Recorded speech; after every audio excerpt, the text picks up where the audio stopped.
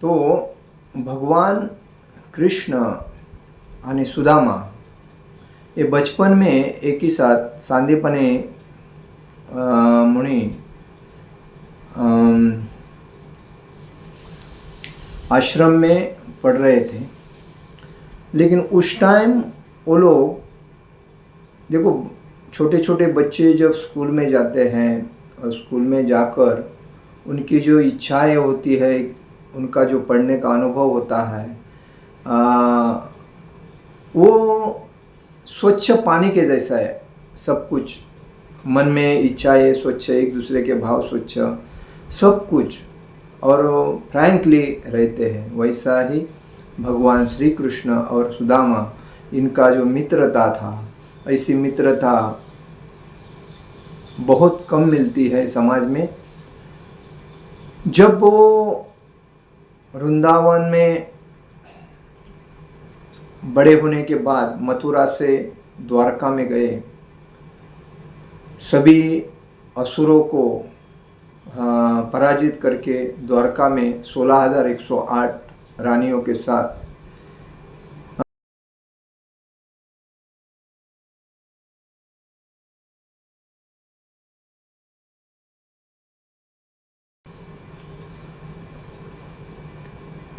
द्वारका नगरी है, तो वहाँ रहते थे। तभी सुदामा एक अतिशय गरीब मित्र था उनका। उसकी हालत ऐसी थी कि वो ब्राह्मण था और ब्राह्मण के वजह से वो कोई कुछ मिलता था तो उसके ऊपर उसका गुजारा चलता था। तो उसके बच्चे भी थे, बीबी थी और गरीब था। टाइम पे खाने को नहीं मिलने की वजह से हर व्यक्ति सुकड़ा पतला होता है। दूसरी बात, आजू बाजू के लोग उसकी कुछ चेष्टा करते हैं, हंसते हैं, लेकिन वो मदद नहीं करना चाहते हैं कि अपना है, उसका आज बाजू में है, अपना हिंदू है, चलो मदद करेंगे, ऐसा नहीं करेंगे। उसकी मजाक उड़ाएंगे, उससे अपन कितना श्रेष्ठ है वो देखेंगे। तो उस वजह से वो हमेशा, उनकी पत्नी उनसे बोलती थी, देखिए हर पत्नी अपने पति को जीवन में अच्छा करने के लिए मदद करती है।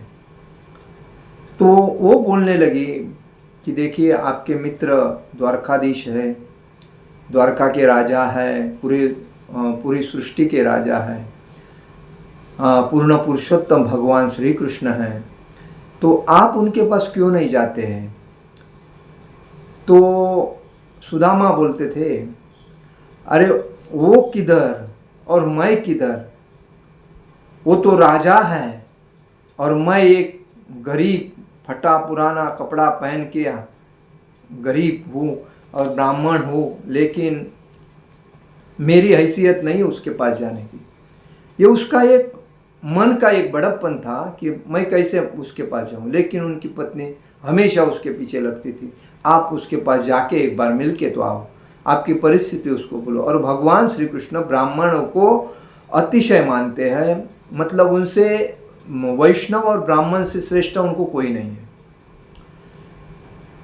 तो एक दिन उनकी पत्नी ने उनको बाजू वाले से पोहा, चूरा बोलते हैं हम लोग, तो चूरा लेके आके उनको एक कपड़े में बांध के दे दिया और बोली नहीं आज आप जाओ, आप मैं बोलती हूँ आज आप जाओ। तो उसने बोला अभी आप मानते नहीं हो, सुदामा बोला, तो चलो आपके कहने पर जाके मिलता हूँ। देखिए वो कैसा पैदल चलते चलते चलते चलते जाने के बाद भगवान को सब मालूम पड़ा कोई तो आ रहा है मैं जो मिलने के लिए। उन्होंने अपने अंतरा शक्ति से उनको सब मालूम पड़ा। लेकिन जब गेट पे आया तभी गेट पे उनके जो संरक्षक थे उन्होंने रोकाया और पूछा कि कहाँ जाना है। तभी उसने कहा मुझे भगवान श्री कृष्ण से मिलना है। अरे वो कैसे मिलेंगे? तो देखिए मैं उनका मित्र हूँ, तो वो लोग अजब कर देखो, कभी कभी श्रीमंत को अभी अभी के ज़माने में भी ये भौतिक संसार में जो अमीर लोग हैं अपने मित्र को मानते नहीं हैं, तो उनको भी अपना मित्र को ऐसा, मतलब कोई अगर बोलता है मैं मिलने को आया हूँ तो उनको विश्वास नहीं आता है और उसका कुचेष्टा करके अपने उन्नति की और अभिमान अहंकार की प्रतिष्ठा करते हैं। लेकिन ऐसा नहीं करना चाहिए। जब उसने बोला तो उनके जो संरक्षक थे वो जाके उनसे जाके बात किया। भगवान श्री कृष्ण अपने रुक्मिणी रानी के साथ पलंग पे राज्य सिंहासन पे बैठे थे, बात कर रहे थे। जब उनको बताया कि एक आपका मित्र सुदामा बल के आया है तो वो आपसे मिलना चाहता है,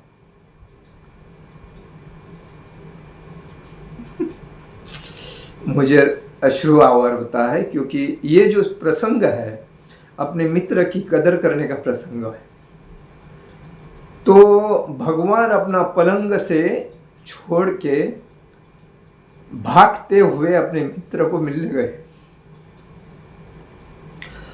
और मित्र को मिलते उन्होंने उसको नमस्कार किया और उसको अपने हाथों से लेके आके जिस पलंग पे खुद बैठते थे उस पलंग पे उसको बिठा दिया। और पलंग पे बिठाने के बाद उन्होंने, देखिए हम अतिथि देवो भव, इसका जो आदर सत्कार करते हैं उसके बारे में भगवान श्री कृष्ण उनको अपने सिंहासन में बिठा के उनके चरण को हाथ से मालिश किया। मालिश करने के बाद उनके चरण जो थे वो धोए, स्वच्छ कपड़े से पोछे। वो जो चरण का जो चरणामृत जो था वो चरणामृत उन्होंने मुंह पे डाला, अपने बदन पे उड़ाया, घर पे उड़ाया और उसको जैसा राजा है वैसा उसको सिंहासन पे बिठा के उससे बातचीत करने लगे। बातचीत करते करते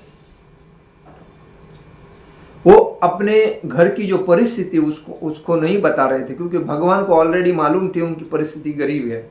उनके कपड़े फटे थे, उनकी जो शरीर स्थिति एकदम पतली थी और बराबर उनका वेशभूषा, मतलब सब गरीब जो होता है उसका। तो भगवान ने उससे पूछा, घर का हाल पूछा, अपने बच्चे पत्नी के बारे में पूछा। सब वो ठीक है, सब खा पी के अच्छे है ऐसा बोलने लगा, लेकिन भगवान को मालूम था। भगवान ने कहा कि देखो मेरे भाभी ने मुझे क्या भेजा है आपके पास। तो वो इतने बड़े राजा को इतने से पोहा मैं कैसा दे दूँ, इसीलिए वो छुपा रहा था। छुपाते छुपाते भगवान ने उसको ऐसा पकड़ के बताया, ले लिया और बोला कि नहीं, मेरी भाभी ने कुछ मुझे भेजा होएगा, मेरे को दे दो, और वो पोहा ले लिया। ये इससे हमें समझना चाहिए कि मित्रता क्या होती है। और आजू बाजू के जो मित्र, हमारे जो वर्ग के मित्र है, स्कूल के मित्र है, या कोई हर जगह पे मिलने वाले जो मित्र होते हैं, उनका व्यवहार हमारे से कैसा होता है, ये मित्र ने मित्र के साथ कैसा व्यवहार करना चाहिए। गरीब मित्र है उसको अमीर मित्र ने कैसा सहकार्य करके उसकी परिस्थिति को मदद करना चाहिए, ये बहुत कुछ सिखाते हैं हमें भगवान श्री कृष्ण अपने सुदामा मित्र से। तो उन्होंने उससे वो पोहा लेके तुरंत खा लिया और वो प्रसन्न हो गए, कितने अच्छे हैं। तो उसके बाद में उन्होंने उससे कहा कि देखिए, हम लोग सांदीपनि मुनि के आश्रम में थे, जब हम अपने गुरु शिक्षक मतलब गुरु की आज्ञा से हम जंगल में गए थे, और जंगल में जाने के बाद वहाँ पूरा अंधेरा था, कुछ दिख नहीं रहा था, पूरा सन्नाटा था, और हम रास्ता भूल गए और हमें कैसा आने का पता ही नहीं, और हम एक दूसरे का हाथ पकड़ के चल रहे थे, और अभी क्या होएगा हमको कुछ पता नहीं, लेकिन हम दोनों एक दूसरे को विश्वास दिलाते हम आ गए। अंधेरा था, कुछ दिख नहीं रहा था, जंगल में भटक रहे थे, और जब वो चीज़ था वो जब हम लेके आए तभी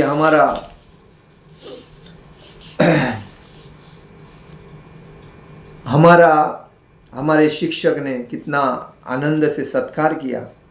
तो भगवान उससे कह रहे थे कि मनुष्य जीवन में 3 आश्रम है, गृहस्थ, ब्रह्मचारी, गृहस्थ, वानप्रस्थ और सन्यासी। हर व्यक्ति को अपने पुत्र को ब्रह्मचारी स्कूल में भेजना जरूरी है, गुरुकुल में भेजना जरूरी है।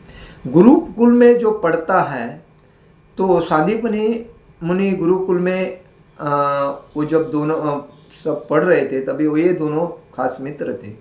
और उसी के बाद में वो बताने लगे कि हर व्यक्ति को शिक्षक का जो मार्गदर्शन होता है वो अतिशय महत्व का है और उसी के वजह से उसका जीवन यशस्वी होता है। और इस दो भौतिक संसार में अगर जिस व्यक्ति को शिक्षा गुरु का अगर मार्गदर्शन योग्य नहीं मिला तो इस संसार से वो तर नहीं सकता है। जैसा समुद्र में जिसको तरना आता है वो तर के निकल जाता है, जिसको तरना नहीं आता है वो डूब के मरता है। तो वैसा ही भौतिक कलहयु भौतिक सागर में हमें अगर तर के आगे जाना है तो हमें योग्य गुरु का मार्गदर्शन की सख्त ज़रूरत होती है। और जिसके पास गुरु नहीं उसका जीवन व्यस्त है, खराब है, और जिसके पास गुरु है उसका जीवन एकदम तेजस्वी है और ज्ञान से भरा हुआ है। तो उन्होंने कहा हर पिता को अपने पुत्र को प्रथमता गुरुकुल में डालना जरूरी है। गुरुकुल के अभ्यास से ही पुत्र ज्ञानी बनता है। और समाज में हर शिष्य, हर जो पुत्र होता है उसका पहला गुरु कौन होता है? पहला गुरु उसका पिता होता है। पिता माता ये पहले गुरु है। उसके बाद जब वो सीखने के लिए जाता है कोई गुरुकुल में या स्कूल में तो उसका वो शिक्षक दूसरा गुरु होता है, वही उसको ज्ञान देता है। जिसको जो आध्यात्मिक ज्ञान देता है वो उसका तीसरा गुरु होता है। उसमें 2 प्रकार के गुरु होते हैं, जो एक शिक्षा गुरु होता है, एक दीक्षा गुरु होता है। जो आध्यात्मिक ज्ञान देता है वो मुख्य गुरु होता है, वही उस व्यक्ति को भगवान के साथ जोड़ता है, भगवान के बारे में ज्ञान प्राप्त करता है, ज्ञान देता है और भगवान के जो लीला गुण और भगवान के बारे में, आध्यात्मिकता के बारे में पूरी जानकारी देता है, वही मुख्य है। लेकिन आध्यात्मिक गुरु एक से ज़्यादा हो सकते हैं, लेकिन दीक्षा गुरु हमारा लाइफ में, जीवन में एक ही होता है जिससे हम दीक्षा लेते हैं।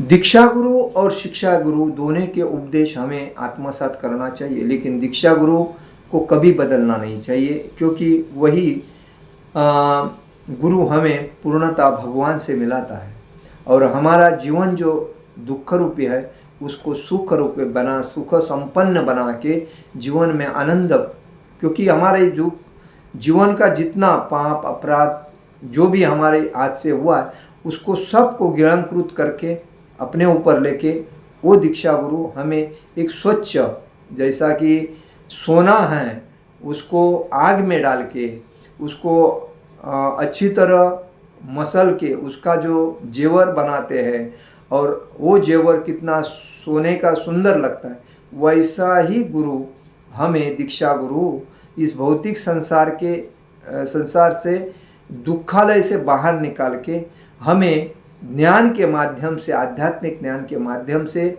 हमें अच्छी तरह घड़न मड़न बनाता है और उस वजह से हम एक शिष्य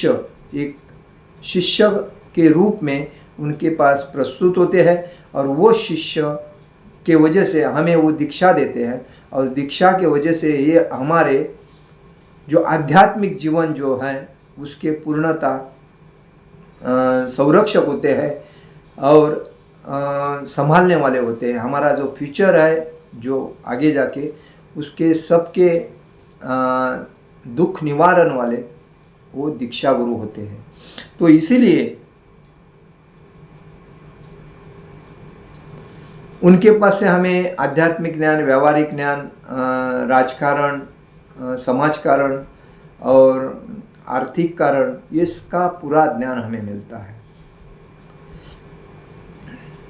और उनकी वजह से ही तो हम भागवत धाम में भगवान के चरण में भक्ति प्राप्त कर सकते हैं, अन्यथा हमें वो चांस नहीं मिलेगा। तो मानव समाज में हमें हमेशा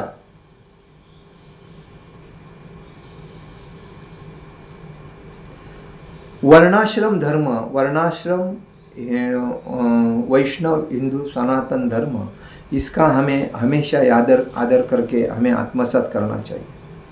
और दूसरी बात, हमें ये भी समझना चाहिए कि प्राणी जो है उनका जो हर कोई भी प्राणी है उनको भी हमें खाना देना चाहिए, क्योंकि हम ही उनके रक्षक है, संरक्षक हैं, और इसीलिए हमें सबका ख्याल करना पड़ता है।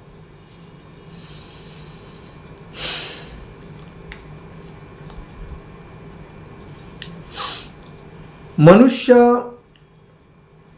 ब्रह्मचारी जब बनता है तो ब्रह्मचारी का पालन करते हुए उसने हमेशा मुझे लाइफ टाइम ब्रह्मचारी होना है या ब्रह्मचारी से बाद में गृहस्थ बनना है, ये गुरु के मार्गदर्शन से ही वो सीखता है। और जब गुरु उसको आदेश देता है कि आप गृहस्थ बनो, तभी वो गृहस्थ बनता है, अन्यथा नहीं।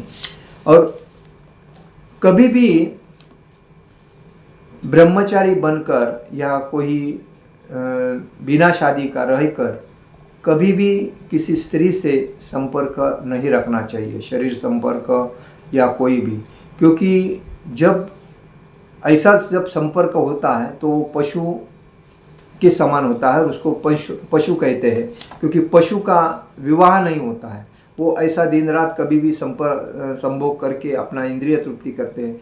तो उसको ये जो मनुष्य जीवन में जो लोग अभी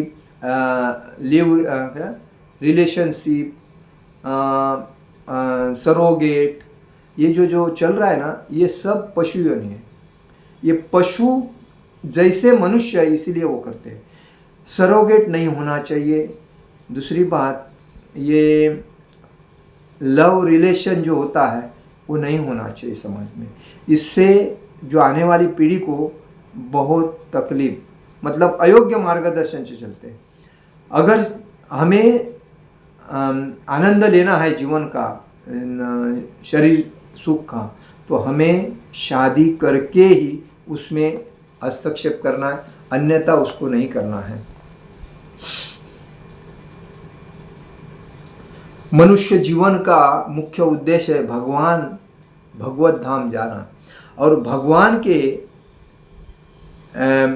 के धाम जाकर भगवान के चरण में लीन होना, यही मुख्य उद्देश्य है। इसीलिए भक्ति मुख्य श्रेष्ठ है, और उस भक्ति से ही हम भागवत धाम जा सकते हैं, गुरु के मार्गदर्शन से ही, अन्यथा हमें मार्गदर्शन नहीं मिलता है।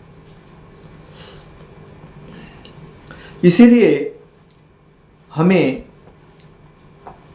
हमेशा याद रखना चाहिए कि हमारे जो भी मित्र है, स्कूल के मित्र है या अलग अलग स्कूल में जब हम पढ़ते थे तो अलग अलग स्कूल में अलग अलग मित्र मिलते थे, उसमें से कितने अच्छे मित्र, कितने बुरे मित्र, सब हमें याद रखना चाहिए। और उसी से हमारे घर में जो हमारे भाई होते हैं, बहन होते हैं, उनसे भी हमें मित्रता करके हम कोई संपत्ति से कलह नहीं रखना चाहिए, कोई अहंकार से पद प्रतिष्ठा से कलह नहीं रखना चाहिए।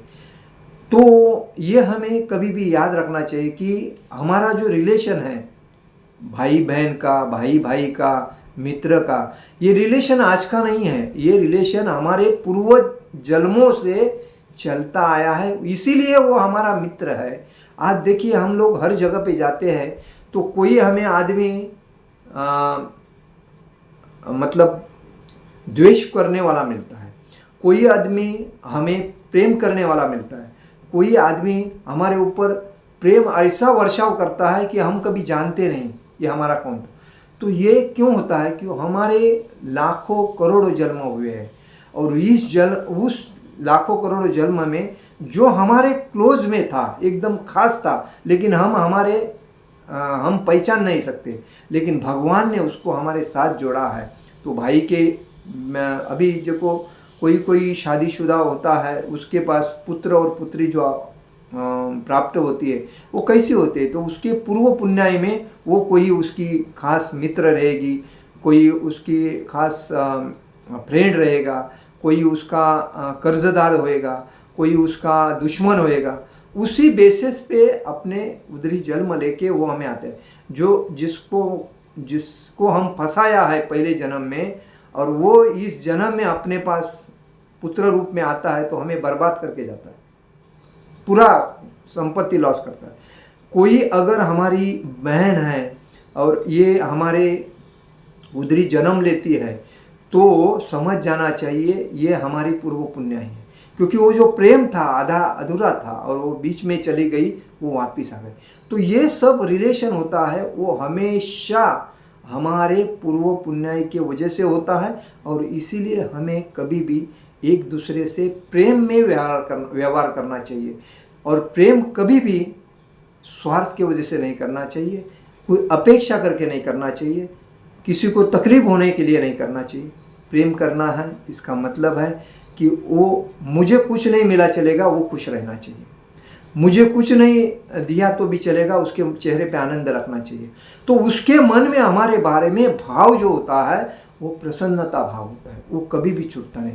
भगवान श्री कृष्ण ने अर्जुन से प्रेम किया, मित्रता की, और वो उसको बाद में अर्जुन को मालूम पड़ा मैंने कृष्ण को क्या क्या नहीं बोला, ये भगवान है और मेरा मित्र है, मैं उसका सखा ये हूँ, लेकिन मैंने उसको क्या बोला। लेकिन भगवान ने सब अपने अंदर लिया क्योंकि वो मित्र है।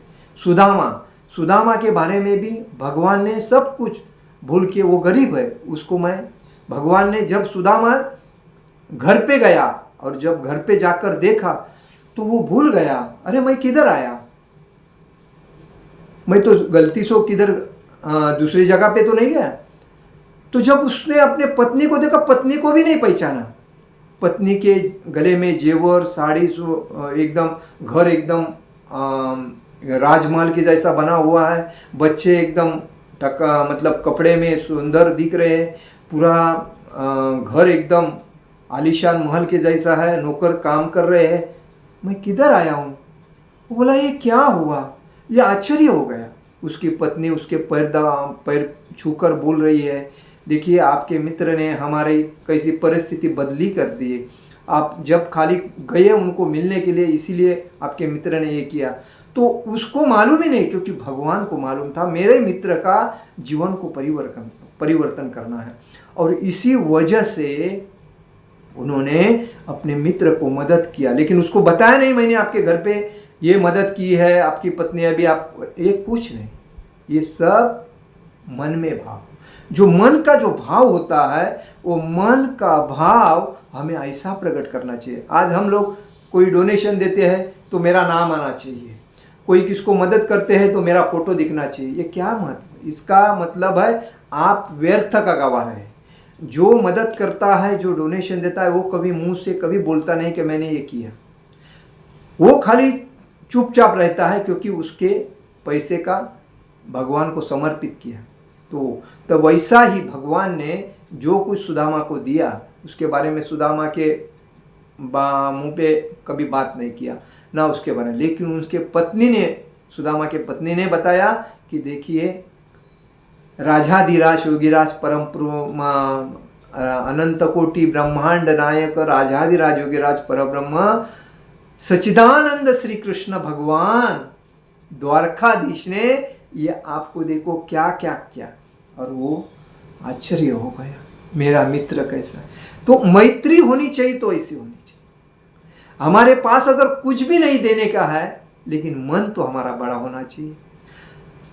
मन अगर जिसका बड़ा है उसमें सब कुछ माफ जाता है। अगर जिस मन में स्वार्थ है, लोभ है, ईर्ष्या है, क्रोध है, अहंकार है, संशय है, तो वो आदमी कभी बड़ा नहीं हो सकता। दूसरे के बारे में कभी